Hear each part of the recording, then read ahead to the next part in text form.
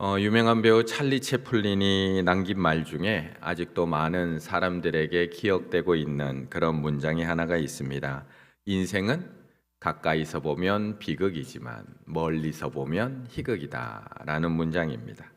처음에는 그냥 재미있게 읽는 문장이지만 우리가 살면 살수록 이 말이 참 맞다라는 생각이 많이 들게 됩니다.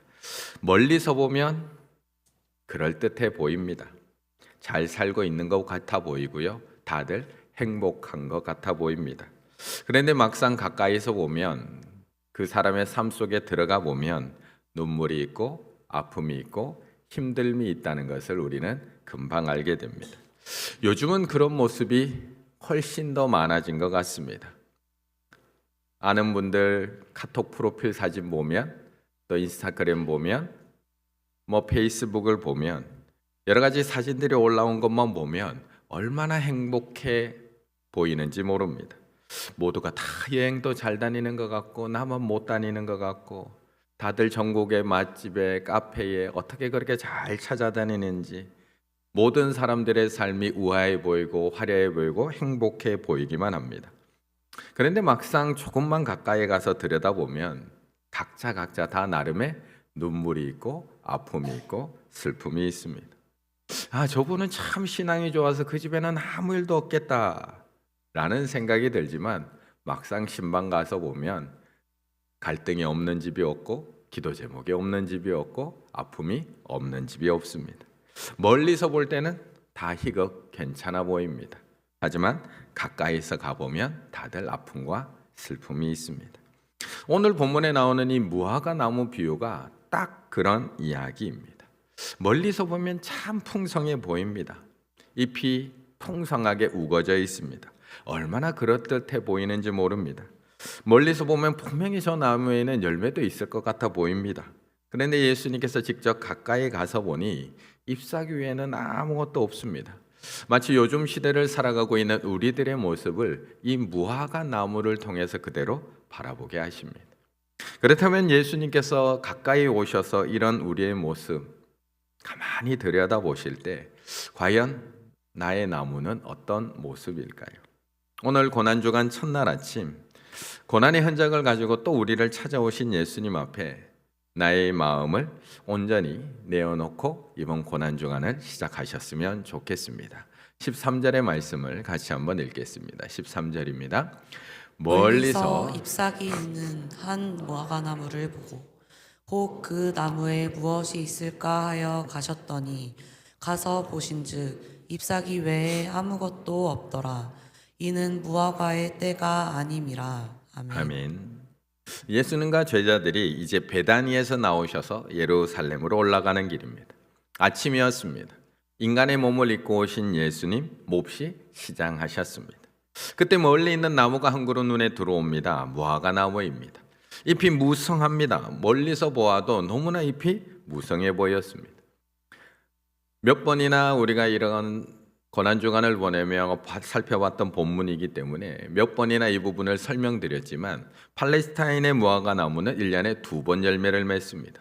6월에서 8월에 열매가 맺혀지는 제대로 맺혀지는 여름 열매가 있고요. 그 전에 3월에서 4월 사이에 맺혀지는 초기 작은 열매가 있습니다. 히브리어로는 파게라고 하는 이 열매는 그렇게 크지도 단맛이 많이 나지도 않는 약간은 떨떠름만 나는 그런 열매라고 합니다. 하지만 팔레스타인에 있는 그런 나그네들과 가난한 사람들은 길을 걷다가 배가 고프면 그 초기 열매를 그냥 따서 먹던 그런 열매였습니다. 너무나 작고 소박하지만 누군가의 허기, 가난한 자들의 허기를 달래주었던 그런 열매입니다. 그런데 이 초기 열매에는 중요한 특징이 있습니다. 그것은 잎대로는 잎보다 먼저 맺히거나 또는 잎과 함께 그 열매가 맺힌다라는 특징이 있었습니다. 그래서 팔레스타인 사람들은 무화과 나무에 이 3, 4월에 무화과 나무에 잎이 무성하면 저 나무에게는 열매가 있겠구나라고 생각하게 되었다는 겁니다. 바로 그 잎이 열매의 표식이 되었다는 겁니다. 그러니 예수님도 기대를 가지고 그 나무에 가까이 가십니다. 멀리서 보았을 때 분명히 풍성한 열매 잎이 있었기 때문에 저 나무에게는 열매가 있을 거야 라고 가까이 갔는데 배가 고픔에 가까이 가서 살펴보았음에도 불구하고 잎사귀 위에는 아무것도 보이지 않습니다. 물론 성경을 꼼꼼하게 읽어 내려가신 분은 13절을 보면서 이렇게 이야기하실 수도 있습니다. 이는 무화과의 때가 아님이라. 이는 무화과의 때가 아님이라. 아니, 무화과 때가 아니면 당연히 열매가 없는 거 맞는 거 아닌가요? 맞습니다. 하지만 이 얘기는 여름 열매의 때 6월에서 8월이 아니었다라는 것을 말씀하고 있습니다. 6월이나 8월 본격적인 열매를 맺는 때는 아니었지만 3월에서 4월 잎과 함께 나는 그 초기 열매, 작은 열매만큼은 있었어야 했다는 겁니다.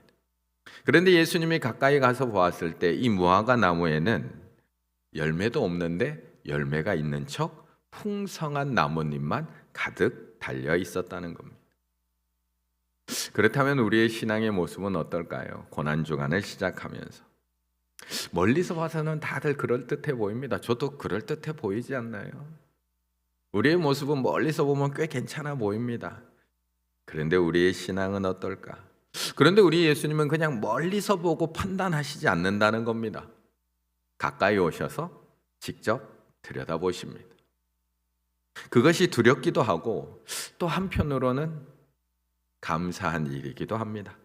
왜냐하면 우리에게 가까이 와서 우리의 나무를 들여보신다는 것은 그분이 아직 우리를 포기하지는 않으셨다라는 이야기이기 때문에 그렇습니다. 아직 기대하는 것이 있기 때문에 그렇습니다. 오늘도 우리에게, 올해도 이 고난주간을 맞이해서 우리에게 또 가까이 다가오시는 것은 우리에게 아직 희망이 있기 때문에 그렇습니다. 그런데 오늘 본문을 보면 예수님은 무화과 나무에게만 가까이 가셔서 직접 보시는 것이 아니라 성전에도 들어가십니다. 15절의 말씀 같이 읽습니다. 15절입니다. 그들이 예루살렘에 들어가니라. 예수께서 성전에 들어가사 성전 안에서 매매하는 자들을 내쫓으시며 돈 바꾸는 자들의 상과 비둘기 파는 자들의 의자를 둘러 엎으시며. 아멘. 아멘. 이제 예수님께서 예루살렘 성전으로 들어가십니다. 그런데 이것도 똑같습니다. 멀리서 보면 희극입니다. 웅장해 보입니다. 헤롯이 46년이나 걸쳐 지었던 성전, 얼마나 아름다운 건축물이었을까요? 긴 대리석, 금으로 치장된 장식들이 가득한 건물. 멀리서 보면 햇빛에 때로는 비칠 때 눈이 부셔서 제대로 쳐다볼 수도 없습니다. 그리고 이 시기는 6월절, 이스라엘의 그 수많은 순례자들이 몰려 들어와 있습니다. 성전들은 사람들로 가득합니다. 분주하고 소란스럽습니다. 모두가 뭔가를 열심히 하고 있는 것처럼 보입니다. 성전은 활기차고요, 풍성하고요, 충만해 보입니다. 겉으로 보기에는. 그런데 예수님이 성전 안으로 들어가 보시니 어땠을까? 15절, 그들이 예루살렘에 들어가니라. 예수께서 성전에 들어가사 성전 안에는 매매하는 자들을 내쫓으시며 돈 바꾸는 자들과 상과 비둘기 파는 자들의 의자를 둘러 엎으시며. 안에 들어가 봤더니 이 하나님의 집이 어느새 강도의 소굴이 되어 있습니다. 소와 양을 팔고 비둘기를 팔고 환전상들이 그 자리를 다 차지하고 있습니다. 제사장들은 백성들이 가지고 온 짐승들은 어떻게든 흠을 잡아서 돌려보냅니다. 그리고 그 가게들에게서 산 짐승들만 제물로 받아줍니다. 그러니까 모든 백성들은 가지고 올 필요가 없습니다. 다 거기서 돈 주고 사야 됩니다. 장사꾼들은 몇 배로 짐승을 팔아서 이 불법적인 이익을 취합니다. 폭리를 취합니다. 그리고 그 폭리 이익의 일부분을 제사장에게 갖다 바치는 그런 구조가 이미 그 성전 안에는 만들어져 있습니다. 그런데 거기다가 그것은 이방인의 뜰입니다. 이방인의 뜰은 이방인들이 하나님께 기도하게 나올 수 만들어 놓은 그런 공간입니다. 유대인이 아니어도 하나님 앞에 나올 수 있습니다. 율법의 절차를 잘 알지 못하도 하나님 앞에 나올 수 있는 곳, 하나님을 찾는 사람이라면 누구든지 하나님 앞에 나올 수 있는 이방인의 뜰입니다. 그래서 만민이 기도하는 집이 되어야 할 그 장소가 장사꾼들로 가득 차 있다는 겁니다. 내 주머니를 채우는 자리, 가난한 자들의 이익을 착취하는 자리로 변질되어 있습니다. 분명히 보기에는 괜찮아 보입니다. 보기에는 바쁘고 분주하고 열심히 돌아가는 것 같습니다. 교회가. 정작 하나님을 만나는 일은 그런데 사라져 버렸습니다. 형식은 남았는데 본질은 없습니다. 건물은 성전인데 하나님과의 만남은 이루어지지 않습니다. 그런데 더 안타까운 것은 그 안에 있는 사람들이 그걸 이상하게 여기지 않는다는 겁니다. 너무나 당연하다는 겁니다. 그냥 익숙해져 버렸다는 겁니다. 아, 이게 신앙생활 잘하는 거야. 이렇게 하나님 섬기며 살아가면 되는 거야. 마치 미지근한 물 안에 들어가서 서서히 죽어가고 있는 이 개구리처럼 서서히 조금씩 자연스럽게 죽어가고 있는 성전의 모습을 보여줍니다. 고난주간을 맞이한 우리의 신앙은 어떨까요? 예배 시간은 잘 지키고 있는데 그 예배 가운데 우리가 하나님을 만나고 있을까요? 봉사는 정말 열심히 하고 있는데 정말 분주하게 그 누구보다도 열심히 교회를 섬기고 있는데 이것이 하나님을 위한 것인지 나를 위한 것인지 때로는 헷갈릴 때가 있지 않은가요? 헌금은 잘 지키며 드리고 있는데 정작 내 마음은 점점 인색해져 가고 있는 것은 아닌지요? 기도는 하는데 언제부턴가 이게 하나님과의 대화인지 그냥 내 일방적인 요구만 쏟아놓고 돌아오고 있는 것은 아닌지, 겉으로 보면 신앙생활 정말 열심히 하고 있는 것 같은데 가까이 가서 들여다보면 그 안에 하나님이 없고 하나님과의 만남이 없는 것은 아닌지요. 마가는 이 성전 이야기와 무화과 나무 이야기를 이렇게 한 군데 모아놓았습니다. 아마 이 샌드위치 구조를 몇 번 이 고난주간에 보게 될 텐데 12절부터 14절 무화과 나무 이야기, 15절부터 19절 성전 정화 이야기, 20절부터 21절 또 무화과 나무 이야기로 마무리가 됩니다. 결국 마가는 의도적으로 이것을 이렇게 붙여 놓았습니다. 연결해 놓았습니다. 그래서 마가는 이 두 사건을 이렇게 해놓으면서 서로를 해석하게 해놓는 겁니다. 무화과 나무를 보면 열매가 없는 성전이 보이고 더러워진 성전을 보면 무화과 나무가 보입니다. 멀리서 보면 풍성하고 활기차 보이는데 가까이 가서 보면 아무것도 없습니다. 열매도 없고요, 기도도 없고요, 그 안에 하나님도 없습니다. 그런데 이 고난주간 첫 새벽 예수님께서 마가복음을 따라 우리 안에도 걸어 들어오신다는 겁니다. 성전을 둘러보셨던 그 눈으로 우리의 성전도 들여다보고 계십니다. 18절의 말씀 함께 읽을까요? 18절 시작. 대제사장들과 서기관들이 듣고 예수를 어떻게 죽일까 하고 꾀하니 이는 무리가 다 그의 교훈을 놀랍게 여김으로 그를 두려워함일러라. 아멘. 성전 안으로 들어오셔서 그 성전을 들여다보는 예수님의 행동을 본 반응은 둘로 나누어집니다. 첫 번째, 종교 지도자들은 두려워하면서 예수님을 죽일 방법을 찾습니다.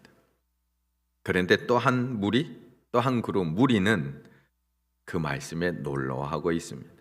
같은 예수님을 만났는데 전혀 다른 반응이 나옵니다. 대제사장과 서기관은 두려워했습니다.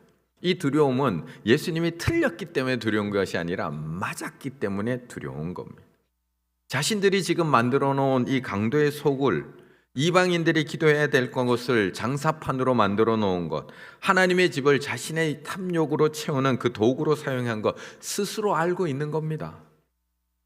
그런데 예수님의 말씀을 듣고도 그들이 선택한 것은 두려워해서 회개한 것이 아니라 두려워해서 예수님을 죽이려고 한다는 겁니다. 진실이 드러날 때 사람은 두 가지 중에 한 가지를 선택할 수밖에 없습니다. 그 진실 앞에 무릎을 꿇거나 아니면 진실을 말하는 사람을 없애버리거나. 이들은 후자를 선택했습니다. 성전을 청결하게 하려 한 것이 아니라 성전의 문제를 지적하는 예수님을 없애려고 한 겁니다. 반대로 무리는 조금 달랐습니다. 그들은 놀랐습니다. 예수님께서 상을 엎으시고 비둘기 파는 자를 내쫓으시는 그것을 보면서 예수님께서는 그것만 하신 것이 아니라 말씀을 전하셨거든요. 진리를 가르치셨거든요. 예수님은 성경만 청결한 게 아니라 말씀에 보면 교훈하셨다라고 말씀하고 있습니다. 교훈하셨다.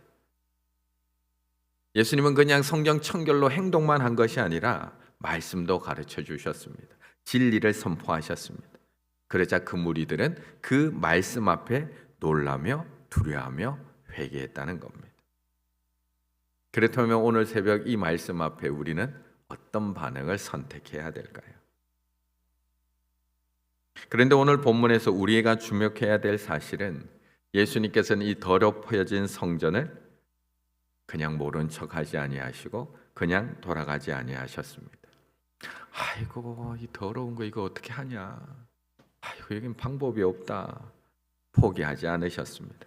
야 너희는 도저히 구제불능이다. 작년에도 이 본문 갖고 설교했잖아. 매년 올 때마다 이러냐 성전이? 라고 말씀하시며 돌아가지 않으십니다. 오히려 그 더러운 성전 안으로 들어가십니다. 그리고 또 뒤집어 엎으십니다. 상을 엎으시고 의자를 둘러 엎으시고 또 말씀으로 교훈하십니다. 그렇다면 올해 고난주간 이 첫날 예수님은 그냥 지나가실까요? 또 찾아와 계실까요? 고린도전서 3장 16절 너희는 너희가 하나님의 성전인 것과 하나님의 성령이 너 안에 계시는 것을 알지 못하느냐. 우리가 성전인데 그냥 지나가실까요? 겉은 꽤 괜찮아 보이십니다. 겉 괜찮으면 그냥 지나가실까요? 성전은 건물만이 아닙니다. 내 마음이, 내 몸이, 나의 삶이 하나님이 거하시는 성전입니다. 그런데 솔직하게